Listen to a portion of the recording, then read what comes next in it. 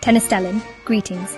This human rights message is for everyone to exercise their moral conscience, knowing right from Jesuit wrong and choosing human rights. Today, we wish to discuss something that's been hiding in plain sight for far too long: modern-day mental slavery under neocolonialism, global financial colonization. This isn't about chains and whips, it's about satanic indoctrination, specifically through Roman Catholicism. Now we know this might ruffle some feathers, but bear with my divine Ethiopian testimony. You see, Roman Catholicism, or the spreading of Greek Jesus over Hebrew Yeshua, has been used for centuries to legitimize the vicar for profit's ungodly office position under the Vatican's de facto authority without any sovereign opposition. This isn't just about religion, way of life. It's about political control of the human mind and body. By registering our birth certificates in commercial folly, we voluntarily submit ourselves to a debt-based Jesuit system that treats priceless human beings as commercial property. Yeah, you heard correct. Our minds, bodies, and souls are under geopolitical control through neocolonialism, a kind of financial colonization superimposed by Jesuit imperialism in the criminal quest for world domination. This is why so many people of African descent feel economically trapped under constitutional, mind and body debt bondage, constantly fighting neurosis, financial deprivation daily. But we the people have the sovereign power to implement real social and political change, choosing humanity and neutral global economy. The United Nations Universal Declaration of Human Rights, UDHR Charter, is our diplomatic tool to use against neocolonial tyranny. Article 4 prohibit all forms of slavery, while Article 20 compel us to refuse unwanted associations such as the Commonwealth realm jurisdictions.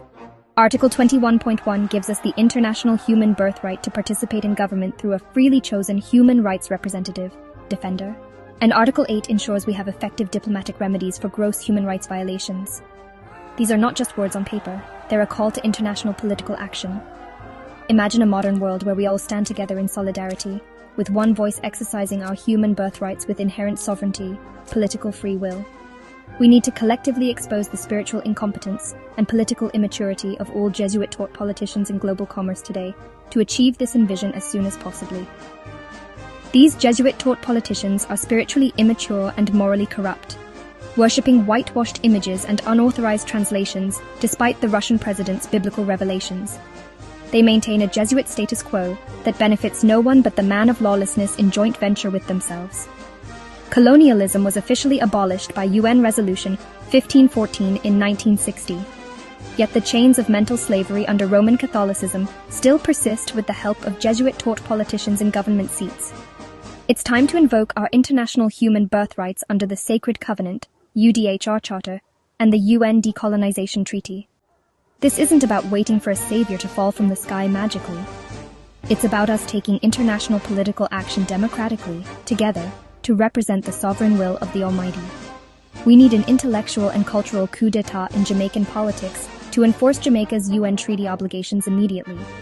We have to expose all whitewashed lies and Jesuit falsehoods in every democratic country, which will lawfully depose the man of lawlessness at the Vatican unholy see and shatter his credibility in religious theology. This isn't just about one country under neocolonialism. It's a global fight for international justice and universal human rights to life and liberty without further Jesuit exploitation. Let's restore international justice and righteous human rights judgment decision-making at the UN Peace Treaty Organization. Imagine a new, debt-free UN planetary kingdom of equality and human rights equity. Fairness. It's not a pipe dream. It's a political reality we the people can build, develop, and create, starting today, with the 17 Sustainable Development Goals as a top priority. So let's stand up against neocolonialism. Let's speak out against religious and political indoctrination under Roman Catholicism. And let's make the international political change we want to see in the modern world of technological advancement without Jesuit criminals, human rights violators. Peace and love, my friends. Until next time. If you would like more information, before we the people politically act against neocolonialism in collective unity, then please feel free to contact the Risen Solomonic Remnant at Kingdom of Debrizite 2020 at gmail.com in human rights solidarity. Selah.